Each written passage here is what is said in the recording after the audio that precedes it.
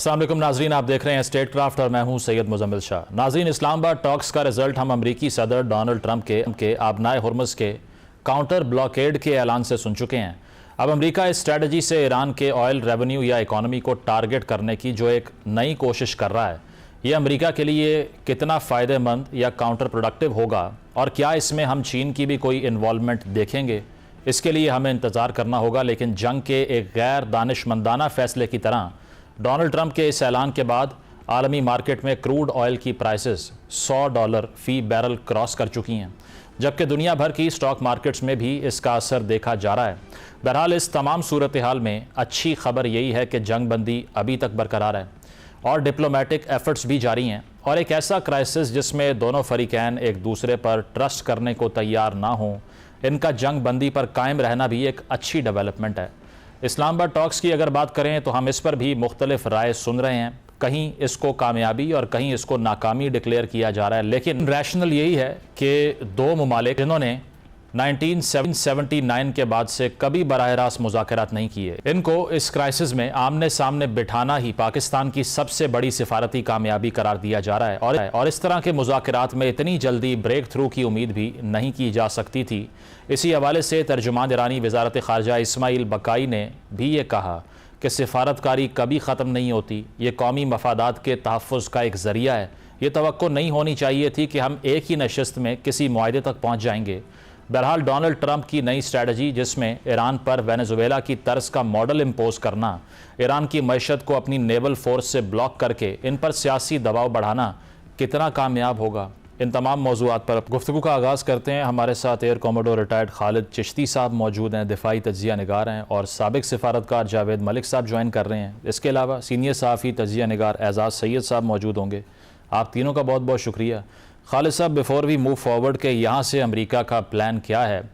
जो इस्लामाबाद में एक राउंड हुआ टॉक्स का, जिसका यकीनी तौर पे एक डिसअपॉइंटिंग एंड तो था ही, क्योंकि एक्सपेक्ट किया जा रहा था कि अब्रप्टली इस जंग को रोकने के लिए एटलीस्ट कोई फ्रेमवर्क बन जाएगा। हाँ, मुकम्मल अमन या बाकी जो मसाइल हैं जैसे हुर्मुज़ है या न्यूक्लियर मटीरियल है, उस पर बात चलती रहेगी, लेकिन वैसा हो नहीं पाया। क्या लगता है कि एक तज्ज़िया ये भी है कि जिस तरह का डेलीगेशन अमेरिका से आया, जिसमें स्टीव विटकॉफ और कुशनर थे, उन दोनों की मौजूदगी में ऐसा हो ही नहीं सकता था कि ईरान के साथ कोई डील हो जाती। आप इत्तेफाक करते हैं इस तज्ज़िये से? बहुत शुक्रिया मुजम्मिल साहब। देखिए, वाकई इसमें तो कोई शक नहीं है कि उनके आने से उनकी अपनी एक बैकग्राउंड की वजह से इम्प्लिकेशन पॉसिबल थी। लेकिन देखिए, इस तरह के मुज़ाकरात जो 47 साल बाद पहली दफ़ा शायद अमेरिका बैठा है, डायरेक्ट वन ऑन वन दोनों मुल्क सामने बैठे हुए हैं, और इतनी ज़्यादा हॉस्टिलिटीज़ हुई हैं, 40 दिन तक अनस्टॉपेबल बमबारी हुई है ईरान पर, उनकी लीडरशिप शहीद कर दी गई, पहले दिन 49 के करीब 170 के करीब बच्चियाँ शहीद की गई। तो इस सारे बैकड्रॉप के अंदर आई थिंक टेम्परेचर इस जंग का बहुत ऊपर चला गया था, मोर ऑफ रिवेंज चला गया था, बदला लेने की एक नज़र आती थी ईरान की तरफ से। अमेरिका की माइट बहुत बड़ी थी, तो वो चाहता था कि मैं किस तरह हार सकता हूँ। तो आई थिंक कन्वर्जेंस होना और टेबल पर बैठ जाना ही बहुत बड़ी अचीवमेंट थी। नंबर 2, इसके अंदर ये याद रखना चाहिए कि ये कोई इवेंट नहीं होता जिस तरह के मुज़ाकरात के बाद जब बैठ जाना। दैट मीन्स ये कोई मैच नहीं है कि ख़त्म हुआ तो हम पूछेंगे कौन जीता कौन हारा, क्या स्कोर रहा। मेरा ख्याल है डिप्लोमेसी एक कंटिन्यूस प्रोसेस है, ऑनगोइंग होता है, और इसी वजह से एक पॉजिटिव चीज़ इसके अंदर यही है कि उन्होंने मुज़ाकरात को कॉल ऑफ नहीं किया। प्रेसिडेंट ट्रंप या वाइस प्रेसिडेंट ने कोई ये नहीं कहा कि हम हॉस्टिलिटीज़ दोबारा आउटब्रेक करेंगे और ज़्यादा सबक सिखाएंगे। तो इसकी रोशनी में मेरा ख्याल है एक पॉजिटिव होप है, और अभी भी प्रेसिडेंट ट्रंप ने यही कहा है कि हमने ईरान को बता दिया, उस पर डिपेंडेंट है कि उसका जवाब क्या आता है और वो कितना रिलैक्सेशन हमारे पॉइंट ऑफ व्यू से देता है कि नहीं देता। तो इसका मतलब है कि एलिमेंट ऑफ पॉजिटिविटी तो अभी भी है, और ये एक कंटिन्यूएशन पॉसिबल हो सकती है। आने वाले वक्तों में बेहतर पता लगेगा। खासतौर पर जो प्रेसिडेंट ट्रंप ने थ्रेट किया कि आबनाए हुर्मुज़ को हम कॉर्नर करेंगे और ब्लॉकेड लगाएंगे, वो मुझे स्ट्रेंज भी लगता है, डूएबल भी नहीं लगता है, और जाहिर है ये लीगली भी नहीं है, क्योंकि कोई भी ब्लॉकेड इंटरनेशनल टर्म में यूनाइटेड नेशंस का रेजोल्यूशन है कि it is considered an act of war. तो एक्ट ऑफ वॉर आप ब्लॉकेड लगा के किसी मुल्क का, और जाहिर है एक मुल्क का ब्लॉकेड तो नहीं लगेगा। तो आई थिंक डूएबल कितना है, प्रेसिडेंट ट्रंप मेरा ख्याल है एक से ज्यादा गलतियां करते जा रहे हैं, और ये भी किसी ने मेरा ख्याल उनको गलत मशवरा दिया, उस पर अलग अगर आप सवाल करेंगे तो मैं बात कर सकता हूं। लेकिन मेरा ख्याल है कि ये जो थ्रेटनिंग पोस्चर है, अभी उस लेवल तक टेम्परेचर दोबारा राइज नहीं हुआ जो ऑलमोस्ट 38 में 40 दिन था, जब वो कह रहे थे कि मैं तहजीब ही खत्म कर दूंगा। तो आई एम स्टिल ऑप्टिमिस्टिक कि कोई ना कोई इसका पार्ट 2 होगा, चाहे पाकिस्तान में हो। हम दुआ गो हैं कि पाकिस्तान में हो, हमारी बड़ी कॉन्ट्रीब्यूशन है, पॉलिटिकल और ملٹری لیڈرشپ کی. لیکن جہاں بھی ہو ہم تو امن کے خواہاں ہیں اور ہم کنٹریبیوٹ کرنا چاہیں گے, لیکن ابھی بھی میں آپٹیمسٹک ہوں. اچھا, مطلب یہ کنٹینویشن ہے, بالکل یہ ایک سنگولر ایونٹ نہیں ہوتا, اس کو اس طرح ہی دیکھنا چاہیے. آپ نے ٹھیک کہا. جاوید صاحب, یہ فائنل اینڈ بیسٹ آفر کوٹ ان کوٹ جو کہی جا رہی ہے جے ڈی وینس کی طرف سے, بہت ہی مختصر انہوں نے میڈیا ٹاک کی اور اس کے بعد میں ابرپٹلی وہ واپس چلے گئے. تو پہلے تو یہ diplomatic approach, because you have been a diplomat as well, یہ اس اپروچ پہ بڑی تنقید ہو رہی ہے کہ یہ یور آفر اور آر آفر دونوں میں سے ایک ہی قبول کی جائے گی اور کوئی میڈیٹری ایفرٹ نظر نہیں آ رہی تھی. آپ کو لگتا ہے کہ اس طرح کے ہارڈ اینڈ فاسٹ کنڈیشنز رکھنا, کیونکہ جو ٹویٹ سامنے آیا عباس اراغچی کا, وہ یہ سگنیفائی کرتا ہے کہ we were very close to an M O U, لیکن 11th آور پہ میکسیملسٹ پوزیشن لے لی امریکہ نے اور غیر منطقی قسم کے مطالبات شروع کر دیے. تو کیسے ہوا ہوگا یہ سب؟ یہ ڈپلومسی جو ہوئی ہے امریکہ کی طرف سے, کیسے دیکھ رہے ہیں اس کو آپ؟ ایک چیز تو میں اس چیز پہ آپ کے ساتھ ایگری کروں گا, ہمارے سے جو پہلے کالر بول رہے تھے کہ جو diplomacy is a process and not just one event. لیکن اس کے ساتھ ساتھ دیکھیے جو پوزیشن جے ڈی وینس کی ہے یا اگارچی صاحب کی آج ٹویٹ آئی تھی, اس سے تو ہم یہی نظر آتا ہے کہ دے ور کلوز. ایون اگر آپ جے ڈی وینس کی اسٹیٹمنٹ کو دیکھیں گے تو if you know listen between the lines, وہ یہی کہہ رہے ہیں کہ it was a good interaction. اس کے ساتھ ساتھ ایون آپ پریزیڈنٹ ٹرمپ کی جو انہوں نے بولا سبسٹانٹیو ڈیولپمنٹس ہوئی تھیں, دیٹس واٹ ہی سیڈ. جی absolutely. So which indicates that definitely they have come close, یعنی ان کے درمیان جو گلف آف انڈرسٹینڈنگ تھا اس میں کسی حد تک جو ہے وہ کمی آئی تھی. لیکن مزمل صاحب ایک بات میں آپ کو کہنا چاہتا ہوں, ultimately we all want the same thing. یعنی ہم پاکستان کے پوائنٹ آف ویو سے اگر بات کریں گے تو ہم تو امن چاہتے ہیں, بلکہ پوری دنیا ہی امن چاہتی ہے. لیکن میری جو انٹریکشن کچھ واشنگٹن میں موجود لوگوں سے ہوتی رہتی ہے, کیونکہ میں ٹریول کرتا رہتا ہوں, تو وہاں کا جو مائنڈ سیٹ ہے وہ میں آپ کو ساتھ شیئر کرنا چاہوں گا. وہ ان کے لیے دو چیزیں جو ہے نا وہ کمپلیٹلی ریڈ لائنز مجھے نظر آتی ہیں, چاہے وہ پریزیڈنٹ ٹرمپ ہو یا کوئی اور بھی اگر پریزیڈنٹ ہوتا. تو کچھ چیزیں آف کورس پریزیڈنٹ ٹرمپ کی اسٹیٹمنٹس کو ہم براوادو کہہ سکتے ہیں, لیکن جو ایک اوور آل اسٹیٹڈ پالیسی ہے وہ یہ ہے کہ they don't want Iran to be a nuclear power. یہ تو ان کا ایک ریڈ لائن ہے. اور دوسری جو چیز ان کے حوالے سے جو نظر آتی ہے وہ یہ ہے کہ وہ یہ سمجھتے ہیں, یہ ان کی وے آف تھنکنگ ہے, کہ ایران کی جو انوالومنٹ ہے عراق میں, شام میں, ادھر یمن میں, حماس, حزب اللہ, اور یہ جو ان کی ایک سپورٹ چل رہی ہے ان کے ساتھ, جس کو ان کے بقول وہ یہ سمجھتے ہیں کہ پراکسیز ہیں, جب تک وہ ان کو رین ان نہیں کریں گے, نیوکلیئر کے حوالے سے بالکل ایک اپنا سٹانس ختم نہیں کریں گے, اس وقت تک مجھے لگتا نہیں ہے کہ اس مسئلے کا کوئی دیر پا حل نکل سکے گا. ہو سکتا ہے کچھ معاملات پہ دیکھیں, اگر آپ کے پاس 10 پوائنٹس ہیں جن میں 2 پوائنٹس آپ کے یہ ہیں اور 8 پوائنٹس آپ ایگری کر جائیں بھی, تو یہ 2 پوائنٹس جب تک ڈیسائیڈ نہیں کر پائیں گے, میری انڈرسٹینڈنگ کے مطابق اس مسئلے کا حل نہیں نکل پائے گا. They will not accept Iran to be a nuclear power.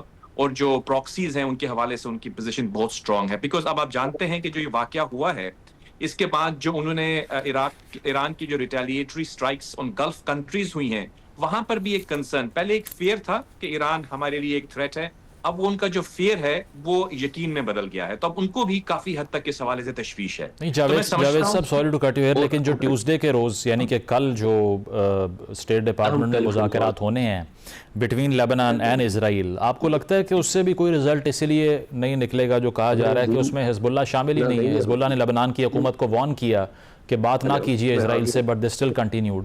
اس سے کچھ امید رکھیں؟ دیکھیے جی, اگر آپ دیکھیں کہ اتنے بڑے لیول پر جب یہ آپ سمجھتے ہیں کہ ایک پریزیڈنٹ ٹرمپ کہہ رہے تھے کہ میں سیولائزیشن کو ختم کرنے والا ہوں, پھر ہماری پاکستان کی حکومت کی کوشش ہوئی, جب وہ ایک سیز فائر ہوا تو آپ نے دیکھا اسی کے کچھ گھنٹوں میں لیبنان کو اس سے ایکسکلوڈ کر دیا گیا, جس سے یہ انڈیکیشن ملتی ہے کہ اسرائیل ابھی بھی یہ سمجھتا ہے کہ لیبنان کے اندر ان کے بقول جو تھریٹس ان کو ہیں وہ موجود ہیں.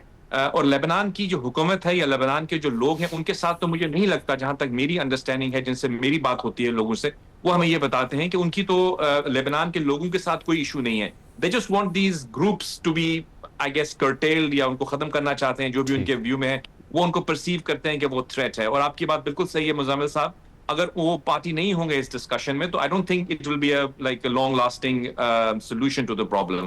اور اپنا ہرمز کے حوالے سے پھر ہم شاید آپ جب پوچھیں گے تو میں بات کروں. بالکل, لیبنان کا جو مسئلہ ہے وہ اس کے باوجود درپیش رہے گا. اعزاز صاحب بھی موجود ہیں. اعزاز صاحب, سب سے پہلے تو یہ جو تنقید ہم پر اور آپ پر یعنی کہ صحافی برادری پر ہو رہی ہے کہ اسلام آباد میں جو ڈسکشنز ہوئیں اس میں ساری رات کوئی بریکنگ نیوز ہی نہیں دی آپ نے, یہ بڑی غیر منطقی ہے میرے نزدیک تو, بیکاز ٹائٹ روپ پہ چل رہا تھا, پاکستان نیوٹرلٹی بھی مینٹین کرنی تھی, اور ساتھ یہ کہ یہ جو سینسٹیوٹی ہے ان ٹاکس کی یہ بہت سے لوگ نہیں سمجھتے, آپ پر بھی تنقید کر رہے تھے. ہوا کیا اسلام آباد میں, کیونکہ جو خبریں بتا رہی ہیں, اراغچی صاحب کا ٹویٹ بتا رہا ہے, وہ یہ ہے کہ پہلے تو بڑا سموتھلی ہر چیز چلتی رہی اور ایم او یو کے بہت قریب آ گئے, لیکن جے ڈی وینس اس پریس کانفرنس سے کچھ ہی دیر پہلے اچانک سے ان کی پوزیشن تبدیل ہو گئی. کوئی کال آ گئی ان کو یا کیا ہوا؟ بہت شکریہ مزمل. اس میں کوئی شک نہیں ہے کہ یہ مذاکرات بڑے انٹینس تھے, اور ان مذاکرات کے لیے امریکہ کی طرف سے تو آپ کو پتا ہے جے ڈی وینس آئے تھے, ان کے ہمراہ پورا وفد تھا, ساتھ ان کے کچھ ایکسپرٹس بھی آئے تھے. لیکن ایرانی وفد کا جو آپ کمپوزیشن دیکھیے, ان کے ساتھ نام تو 2 بندوں کا تھا, لیکن ان کے ساتھ تقریباً 60 سے زائد جو ہے وہ ایکسپرٹس بھی تھے, اور 70 کے قریب ان کا وفد تھا, لیکن 60 سے زائد ایکسپرٹس بھی تھے.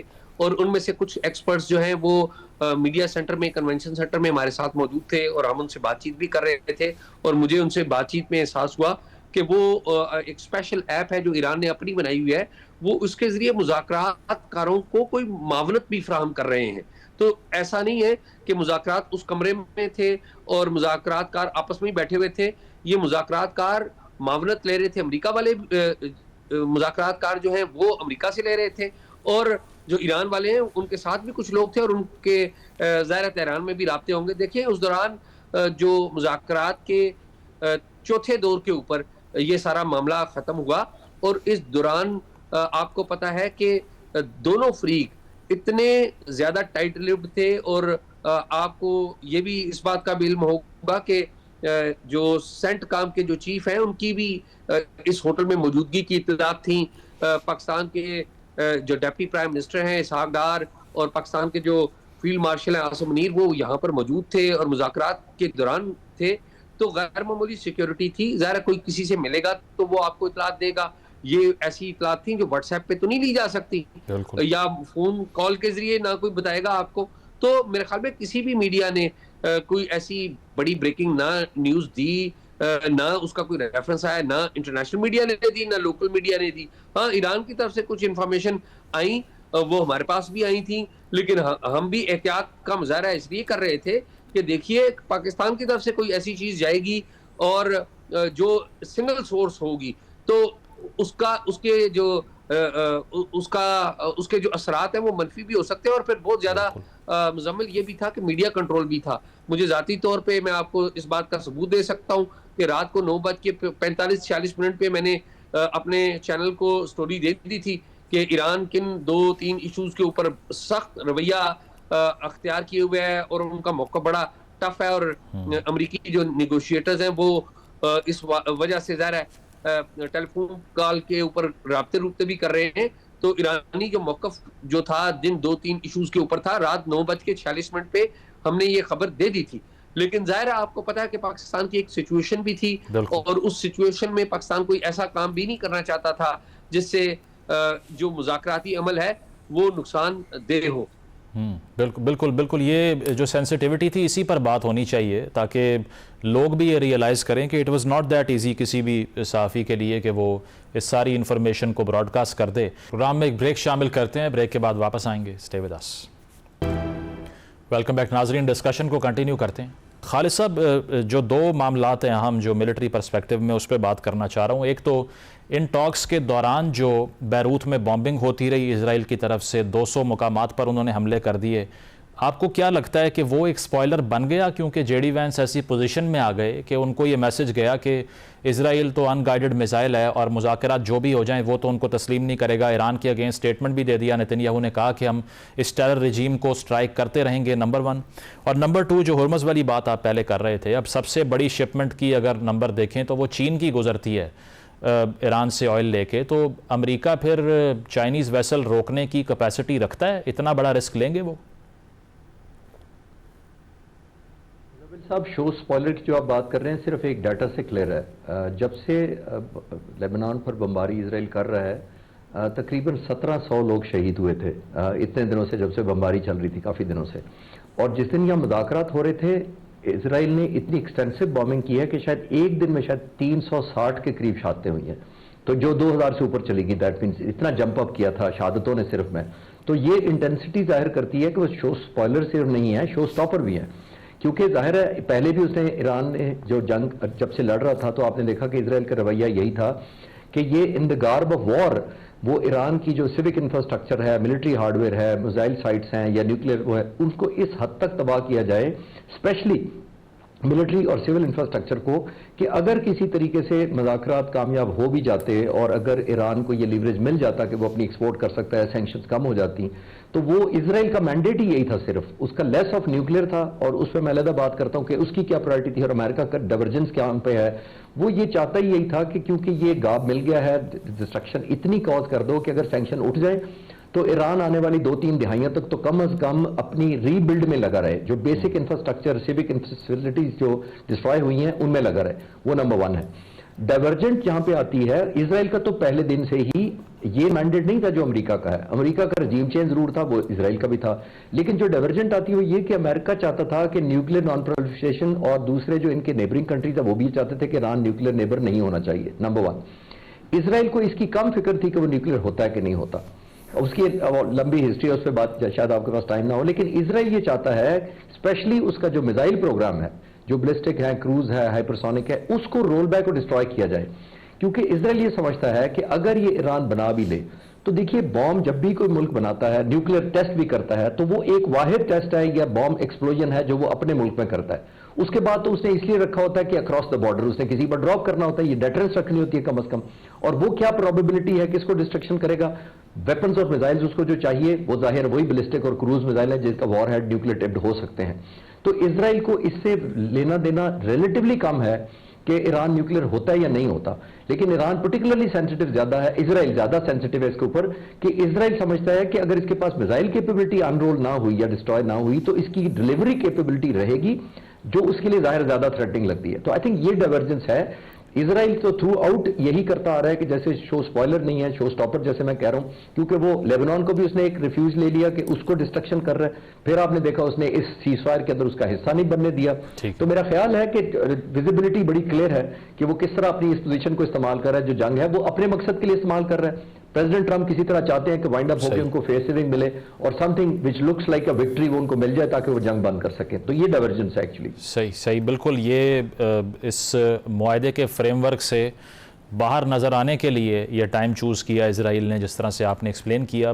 اس پر جاوید صاحب جو ہرمز کا میں نے ذکر کیا اس سے پہلے، اس کے بلاکیڈ کی کوئی لاجک مجھے تو نظر نہیں آتی، کیونکہ یہ کہنا کہ اگر ایران ہرمز نہیں کھولتا تو ہم بند کر دیں گے، دس از ایبسلیوٹلی ریشنل، اور میرا نہیں خیال کہ اس میں کوئی سر پیر ہے اس بات کا.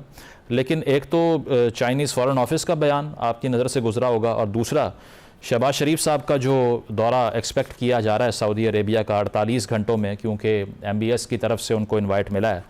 کیا امپیکٹ دیکھ رہے ہیں اس کا اس جنگ کے تناظر میں؟ کیونکہ پاکستان نے جس طرح سے ایک سعودی ایئر بیس پہ اپنے ایئر کرافٹ بھی ڈپلوائے کیے ہیں، تو کیا لگتا ہے کہ فیوچر میں کس طرف جا رہے ہیں معاملات؟ جی اگر آپ مجھے موقع دیں میں ایک بات کہنا چاہوں گا. آپ نے میڈیا کا ذکر کیا ہمارے دوست اعزاز بھائی سے، تو دیکھیے میڈیا کا میں جس رول کے بارے میں آپ نے ذکر کیا، میں تو اس کو ایک رسپانسبل رول سمجھتا ہوں. کیونکہ انفارچونیٹلی میرا تعلق آپ جانتے ہیں میڈیا سے رہا کافی طویل. تو میڈیا کے اندر یہ ہے کہ ہمارے ہاں اوبیسلی ماشاءاللہ بہت سے چینلز بھی ہیں، ڈیجیٹل پلیٹ فارمز بھی ہیں، تو ایک بریکنگ نیوز کی جو ہماری ہاں ایک ایپیٹائٹ ہے وہ بہت زیادہ ہائپر ایپیٹائٹ ہے. تو میں سمجھتا ہوں کہ ہمارے میڈیا نے ایک رسپانسبلٹی کا اظہار کیا ہے. They should be appreciated for that, پہلی بات. اب دوسری چیز میں یہ کہنا چاہوں گا آپ کو کہ جیسے پہلے بات ہو رہی تھی کہ دیکھیے میں نے آپ کو پہلے بتایا ایک پوائنٹ آف ویو پچھلے سیگمنٹ میں واشنگٹن میں جو پایا جاتا ہے کہ آف کورس یہ 2 ریڈ لائنز ہیں.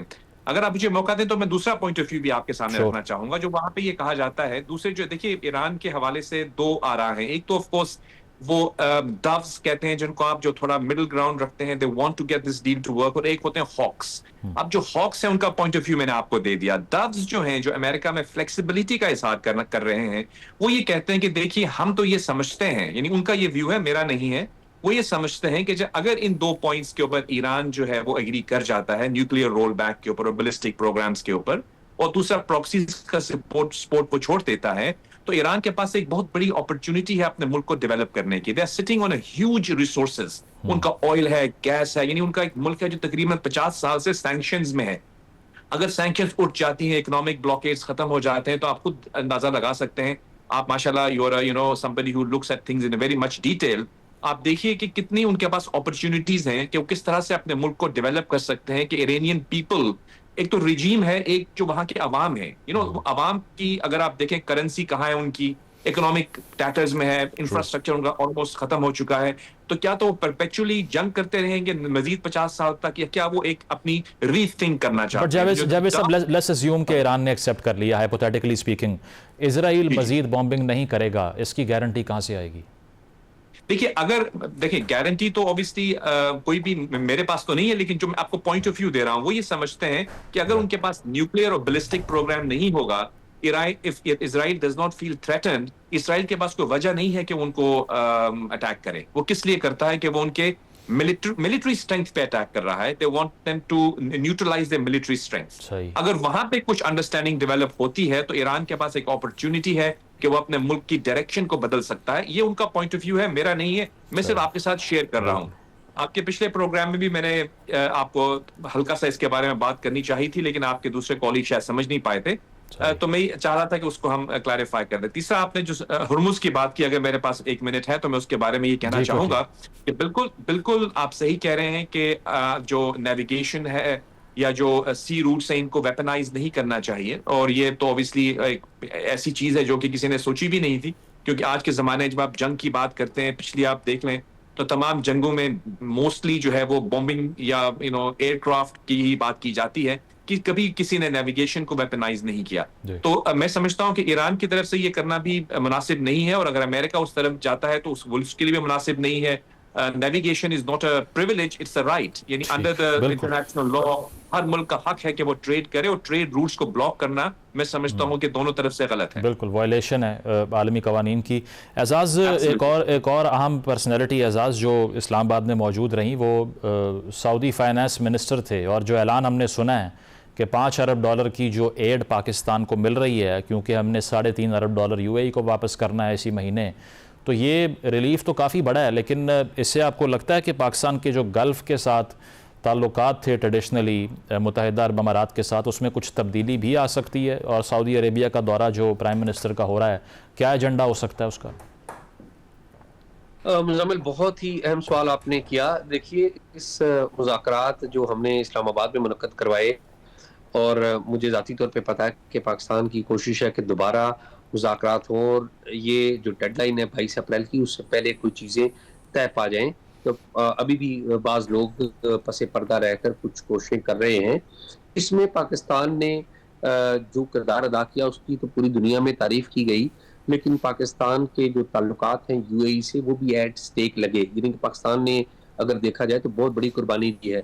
جو ریمیٹنسز ہمارے پاس باہر سے آتے ہیں اس کا جو کم و بیش 60%, اگر میں نمبرز میں نہ بھی جاؤں تو ایک بہت بڑا حصہ جو ہے وہ UAE سے آتا ہے. اور ظاہر ہے انہوں نے ایک پیسے بھی پارک کر رکھے تھے ہمارے بینکوں میں. اب صورتحال یہ ہے کہ سعودی حکومت کو بھی اس بات کا پتہ ہے کہ یہاں پر صورتحال کیا ہے. اس کی وجہ یہ ہے کہ پاکستان نے سعودی عربیہ کو بھی پوری طرح اعتماد میں لے کر رکھا تھا اس سارے پروسیس میں, اور چائنا کو بھی پورا اعتماد میں لے کر رکھا تھا. اور یہی وجہ تھی کہ ایمرجنسی بنیادوں کے اوپر سعودی وزیر خزانہ یہاں پر آئے. مختصر دورہ تھا ان کا, لیکن انہوں نے پاکستان کو اپنی طرف سے جو تعاون وہ کر سکتے ہیں اس کی نہ صرف یقین دہانی کرائی, بلکہ اس کے لیے کچھ کنکریٹ سٹیپ ہیں وہ بھی لیے. اور اس کے بعد آپ کو پتہ ہے سعودی گورنمنٹ نے یہ جو پاکستان کی طرف سے دستے بھیجے جانے یا طیارے بھیجے جانے کی ہے, یہ بھی ٹویٹ جو ہے وہ ادھر سے آئی. حالانکہ یہ روٹین کی ڈپلائمنٹس ہیں جو ہوتی ہیں وہاں پہ سعودی عربیہ میں. اس دفعہ کچھ تھوڑا زیادہ ہوں گی, لیکن یہ روٹین کی ڈپلائمنٹس ہیں. تو دیکھیے, اس میں کوئی شک ہی نہیں ہے کہ UAE کے ساتھ جو ہمارے تعلقات ہیں بڑے اہم ہیں, اور پاکستان کی جو گورنمنٹ ہے وہ UAE کے ساتھ تعلقات کو جسے کہتے ہیں کہ اس مذاکرات کے تناظر میں بہتر بنانا چاہتی ہے, اور اسے اپنا موقف سمجھانا چاہتی ہے کہ یہ مذاکرات کیوں ضروری تھے. اور آپ کو اس بات کا بھی علم ہی ہے کہ بحرین نے جو قرارداد پیش کی تھی وہ ایکشن چاہتے تھے, اس کی بیکنگ جو ہے وہ UAE نے کی تھی اقوام متحدہ کی اسلام کی کونسل میں, لیکن وہ ویٹو ہو گئی. لیکن اگر خدا نخواستہ وہ قرارداد منظور ہو جاتی اور ایک ڈیکلریشن آف وار ہو جاتا تو ایران جو وار تھیٹر ہے وہ ایران اسرائیل امریکہ سے نکل کر ایران ورسز عرب آ جاتا. تو یہ تو پوری دنیا کے لیے اور پاکستان سمیت ساری خطے کے لیے اس سے بھی زیادہ بری خبر تھی. تو پاکستان نے میرے خیال میں اس حوالے سے بڑا اہم کام کیا اور آئی بلیو کہ جو تعلقات ہیں ہمارے یو اے ای کے ساتھ with the passage of time U A E بھی اس بات کو انڈرسٹینڈ کرے گا اور یو اے ای کے پاکستان کے ساتھ بڑے احسانات ہیں اور پاکستان نے بھی یو اے ای کے ساتھ بڑا مل کر کام کیا. ہماری بہت بڑی ایک ورک فورس ہے وہ وہاں پر موجود ہے. اچھی بات یہ ہے کہ دونوں کے درمیان ایسے لوگ موجود ہیں جو اس سینسٹیوٹی کو سمجھتے ہیں اور اس بات کو کوئی نیگیٹو رنگ نہیں دے رہے. ٹھیک ہے اعزاز صاحب تھوڑا سا ٹاپک سے ہٹکے کیونکہ میں چاہتا ہوں آپ چونکہ پاکستان کی پالیٹکس کو بھی کافی قریب سے دیکھتے ہیں, یہ شہباز شریف صاحب اور ڈار صاحب کی جو ساری پرفارمنس رہی ہے اس پورے ایپیسوڈ کے اندر, سرپرائز کیا اس نے آپ کو؟ کیونکہ جو ان پہ تنقید ہوا کرتی تھی, پاپولر تنقید تھی کافی, کہ کوئی کنسٹیچوئنسی کا ایشو ہے, نیریٹو کا مسئلہ ہے, لیکن آؤٹ پرفارم کیا انہوں نے, یا آپ کو لگتا ہے کہ یہ جو ساری ایفرٹس تھیں یہ پاکستان کی سٹیٹ یا جیو پالیٹکس کی وجہ سے ہوئیں؟ مزمل, پہلی بات تو یہ ہے کہ لیٹ می ایڈمٹ میں خود وزیراعظم شہباز شریف اور اسحاق ڈار جو کہ ڈیپٹی پرائم منسٹر ہیں ان کا بہت بڑا ناقد رہا ہوں. اور فرینکلی جب deputy prime minister Ishaq Dar کو وزیر خارجہ کے طور پر تعینات کیا گیا تھا تو میں نے خود اس پہ بڑی تنقید کی تھی کہ یہ گورنمنٹ نے کیسا فیصلہ لیا ہے. لیکن to be fair with them انہوں نے اپنی پرفارمنس سے اور پرٹیکولرلی جو اسپیس ان کے لیے مڈل ایسٹ میں جو ڈپلومیسی انہوں نے کی اور پوری دنیا کے ساتھ اور اہم ترین ممالک کو نظر انداز کیے بغیر, اپنے قریبی ترین دوست ممالک کو نظر انداز کیے بغیر, اعتماد میں لے کر پیس کی آبجیکٹیوٹی کے لیے جو کام کیا, میرا خیال ہے انہوں نے بہترین پرفارمنس کا مظاہرہ کیا ہے. اور آئی آلسو ایکسپیکٹ کہ یہ جو پرفارمنس ہماری گورنمنٹ نے دکھائی ہے اس کو ملٹری اسٹیبلشمنٹ کی بھی بھرپور حمایت حاصل تھی. اور میرا شمار ان لوگوں میں بھی ہوتا ہے جو اسٹیبلشمنٹ اور ملٹی اسٹیبلشمنٹ کو بھی تنقید کرتے ہیں, اور اس میں ملٹی اسٹیبلشمنٹ اور گورنمنٹ جس طرح ایک دوسرے کے ساتھ جل نظر آئی اور جس طرح چیزیں انہوں نے پرفارم کی وہ میرے خیال میں مثال ہے. اینڈ آئی ایکسپیکٹ کہ جس طرح کی ایک یونانیمٹی اور یونٹی کا اظہار کیا گیا ہے یہاں پر, باقی جو ایشوز ہیں اس پر بھی اسی طرح کی پرفارمنس ہوگی. ڈومیسٹک ایشوز جو ہیں ہمارے وہاں پر بھی یہ چیزیں ریفلیکٹ کریں گی تو بہت اچھا لگے گا. ملک کی بہتری اسی میں ہے کہ یہاں پر مضبوط جمہوریت ہو اور at the same time rule of constitution اور رول آف لا ہو. تو یہ بڑا اچھا ہوگا کہ اگر تمام ادارے اور تمام لوگ اپنے کانسٹیٹیوشنل رول میں رہیں اور ملک آگے بڑھے اور پوری سپورٹ فراہم کریں جو بھی گورنمنٹ میں موجود ہو, چاہے وہ کسی بھی جماعت سے تعلق رکھتا ہو. ملک جو ہے وہ اہم ہوتے ہیں اور اس میں جو افراد ہیں وہ آنے جانے ہوتے ہیں. اس میں پورا فل کریڈٹ جاتا ہے پرائم منسٹر شہباز شریف کو اور deputy prime minister Ishaq Dar کو اور باقی ملٹری کے جو لوگ ہیں ان کو بھی. بالکل, اس سارے ایپیسوڈ میں جو سول ملٹری پارٹنرشپ رہی ہے وہ ایگزامپلری ہے جس طرح آپ نے کہا. پروگرام میں ایک بریک شامل کریں گے, بریک کے بعد واپس آتے ہیں. Stay with us. Welcome back ناظرین. ایران امریکہ مذاکرات سے متعلق ہماری گفتگو جاری ہے. خالد صاحب, آن دا لاسٹ نوٹ یہ الجزیرہ کی خبر تھی کہ اسرائیل نے اپنی ملٹری کو انسٹرکشن دی ہے کہ وہ دوبارہ سے ہاسٹیلٹیز کی تیاری کریں, اور ایک طرف اکانومسٹ کہہ رہا ہے کہ ٹرمپ شاید جنگ دوبارہ نہ شروع کریں. کسی اور پیپر کو اگر میں کوٹ کروں گا تو وہاں سے یہ آ رہا ہے کہ ڈونلڈ ٹرمپ بھی چاہ رہے ہیں کہ دوبارہ سے ایریل سٹرائکس شروع کر دی جائیں ایران کے اوپر. تو کیا دیکھ رہے ہیں کہ یہ جو 21 تاریخ کی ڈیڈ لائن ہے اس سے پہلے بھی کوئی ایڈونچر کرنے کا سوچ سکتے ہیں ڈونلڈ ٹرمپ, یا اس میں ایکسٹینشن ہو جائے گی as per your observation? Muzammil صاحب دیکھیے, جس وقت اتنی 40 دن تک جو امریکہ جیسی سپر پاور نے ملٹری مائٹ اپنی انلیش کی ہے ایران پر, وہ 40 دن جو ہے وہ میننگ فل رزلٹ تو نہیں اچیو کر سکے, اس میں تو کوئی بھی دو رائے نہیں ہے, پہلی بات. دوسری بات ایک اور ہے کہ امریکہ کو ظاہر ایک فیس سیونگ پھر بھی چاہیے کیونکہ سپر پاور ہے. اب یہ جو انہوں نے ابھی فیصلہ کیا ہے, پہلے میں اس پہ کمنٹ کر کے آپ کے جواب پر آتا ہوں, جو انہوں نے کہا کہ ہم اسٹریٹ آف ہارموز کو بلاک کریں گے انڈائریکٹلی. یہ اسٹرینج فینومینا ہے. میں حیران اس بات پہ ہوں کہ پریزیڈنٹ ٹرمپ تو اسٹریٹ آف ہارموز کا کنٹرول پہلے لینے آئے تھے کہ ہم مینج کریں گے, وہ نہیں ہوا, ایران نے بلاک کر دیا, تو پھر ان سے ان بلاک نہیں ہوا, یعنی وہ کھلوا نہیں سکے. ان کی بے بسی کی وجہ یہ بھی ہے کہ انہوں نے بہت زیادہ ایکسپیکٹیشن اپنی فورسز سے کر لی تھی. ان کی جو ٹروپس ورسز टास्क रेशो थी वो आउट थी। मैं आज भी कहता हूं कि उनके पास 11 एयरक्राफ्ट कैरियर है, 2 डिप्लॉय किए गए, दोनों डैमेज हुए, दोनों को पुल बैक कर लिया गया, अब थिन आउट हुई है फोर्स, उनके वो टास्क कर ही नहीं पाएंगी, नंबर 1। और दूसरी एक और बड़ी इंपॉर्टेंट बात है कि पहले जो स्टेट ऑफ हाउस खुलवाना था वो रुक गया, वो ईरान के हाथ में चला गया, वो खुलवा नहीं सके, तो फिर आप काउंटर ब्लॉक कैसे कर सकते हैं? ये मिलिट्री स्ट्रैटेजी की बहुत बड़ी गलती होती है कि आप दुश्मन आपके डिसीजन मेकिंग लूप का हिस्सा बन जाए, यानी दुश्मन आपको रिएक्टिव कर दे, यानी आपका इनिशिएटिव ले ले अपने हाथ में। अब प्रेसिडेंट ट्रंप इतने दिनों से क्या कर रहे हैं? वो रिएक्टिव मोड में डिसीजन ले रहे हैं, उनका अपना इनिशिएटिव सवाए स्ट्राइक्स करने के, ब्रिजेस नॉकआउट करने के सिवा कुछ नहीं। ये तो टैक्टिकल विन है, ये तो टैक्टिकल फतूहात है जिसको आप सेलिब्रेट कर सकते हैं। वो तो थर्ड वर्ल्ड कंट्री की कोई एयरफोर्स भी ये ब्रिजेस को नॉकआउट कर सकती है। अमेरिका को स्ट्रेटेजिक ऑब्जेक्टिवली काम करना चाहिए। ये पॉसिबल, मेरा मानना है कि ये पॉसिबल ही नहीं होगा जो वो कह रहे हैं हम काउंटर ब्लॉक करेंगे। हम गूगल पर जब मुजम्मिल साहब ये देखते हैं ना, स्ट्रेट ऑफ हॉर्मुज से निकलता हुआ रास्ता जो पर्शियन गल्फ की तरफ है, वो गूगल नेट पे बहुत छोटा नजर आता है। ये हजारों स्क्वायर किलोमीटर का डिस्टेंस होना है, ओपन सी है इंटरनेशनल। एक और बड़ी इंपॉर्टेंट बात है कि as per United nation charter अगर ब्लॉकेड किया जाए तो एक्ट ऑफ वॉर होता है ये। हमने, आपको याद होगा, मई 2025 में जब इंडियन एयरक्राफ्ट कैरियर निकाला था और पहले वॉर से उन्होंने कहा था कि हम ब्लॉकेड करेंगे पाकिस्तान को, तो पाकिस्तान ने ये कहा था कि अगर हमारा ब्लॉकेड किया गया तो ये एक्ट ऑफ वॉर होगा।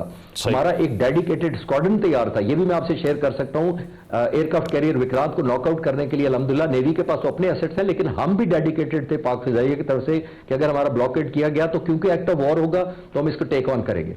तो आई थिंक अमेरिकन प्रेसिडेंट की ना तो कैपेबिलिटी है, ना मॉरली और एथिकली या लेजिटिमेसी पॉइंट ऑफ व्यू से ये लॉजिकल बात है। एग्जैक्टली, ये सेंसलेस ऐलान कह सकते हैं जो उन्होंने किया। जावेद साहब, शॉर्टली, तो टर्की की तरफ से जो बयान सामने आया है, इस पर क्या व्यू पॉइंट है आपका? क्योंकि उनके फॉरेन मिनिस्टर ने ये कहा कि ईरान के बाद इजराइल का टारगेट टर्की होगा। उसकी वजह है कि इजराइल को सरवाइव करने के लिए कोई ना कोई दुश्मन चाहिए, उसके बगैर उनकी रियासत चल नहीं सकती।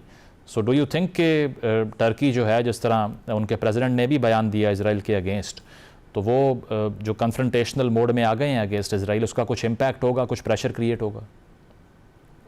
देखिए मुजम्मिल भाई, इसमें दो चीजें हैं। एक तो टर्की वो मुल्क है जिसके बहुत अरसे से इजराइल के साथ डिप्लोमेटिक रिलेशनशिप्स हैं, यानी they have a diplomatic relation with between Israel और Turkey for a long time. वो मिलते भी रहते हैं, उनके विजिट्स भी होते हैं, बायलैटरल भी हैं उनके, काफी आपस में इंटरेक्शन रहती है।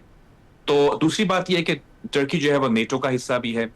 तो इस हवाले से फॉरेन मिनिस्टर साहब ने अगर ऐसा कहा है तो मेरे लिए किसी हद तक वो सरप्राइजिंग होगा, क्योंकि मुझे नहीं लगता कि इतनी ह्यूमिलिएशन के बाद और इतनी कंडेमनेशन के बाद दुनिया भर में जो इजराइल के बारे में हो रही है, जो उन्होंने गजा में किया, जो ईरान में कर रहे हैं, जिस तरह से वो लेबनान में कर रहे हैं, जिसके हवाले से बहुत सारी कंसर्न्स पाई जाती हैं, इंटरनेशनल लॉ की वायलेशंस हैं, हर तरफ से कर रहे हैं, इम्प्यूनिटी से कर रहे हैं, दुनिया के अंदर हर तरह उनको कंडेम किया जा रहा है।